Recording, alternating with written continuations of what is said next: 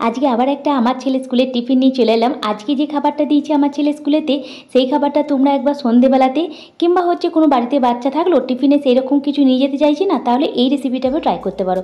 সত্যি বলছি, খুব টেস্টি আর খুবই হেলদি, কিছু হেলদি উপকরণ দিয়ে এটা বানিয়েছি। তাহলে দেখে নিই চলো আজকে স্কুলের টিফিনে আমি কী কী রেখেছি। হাই, আমি Munmun, welcome back to my channel. আশা করি তোমার সকলে খুব ভালো আছো, আমিও ভালো আছি। লাঞ্চ বক্সে প্রথমে দুটো চামচ রেখে দিলাম, আর ফলের মধ্যে আঙুর আর আপেল, যেটা আমার ছেলে পছন্দ করে সেই ফলগুলো দিচ্ছি। তোমরা যেটা পছন্দ করে তোমাদের বাচ্চা সেটাই দেবে। সঙ্গে কিছু হালকা ড্রাই রোস্ট করা কাজু বাদাম আর ভাজা ছোলা দিয়ে দিলাম, খোসা ছাড়ানো যে ভাজা ছোলাগুলো কিনতে পাওয়া যায় সেগুলো।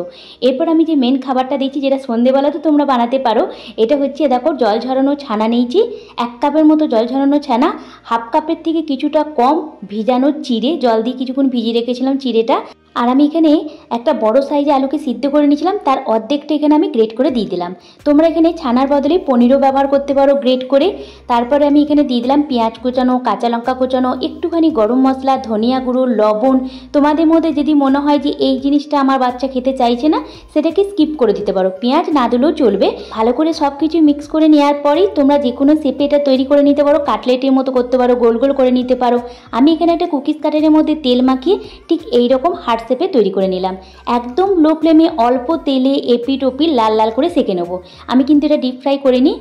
এটা তোমরা একবার বাচ্চাকে সন্ধেবেলায় দিয়ে দেখো, খুব খুশি হবে, খুব টেস্টি হয়। কাঁচা লঙ্কাটা তোমরা স্কিপ করে দিতে পারো, গোলমরিচ গুঁড়ো ব্যবহার করতে পারো তার বদলে। একটু ঠান্ডা হয়ে যাওয়ার পর টিফিন বক্সে আমি রেখে দিচ্ছি। আর এটা ঠান্ডা হলেও কিন্তু টেস্টি লাগে, গরম গরমও ভালো লাগে।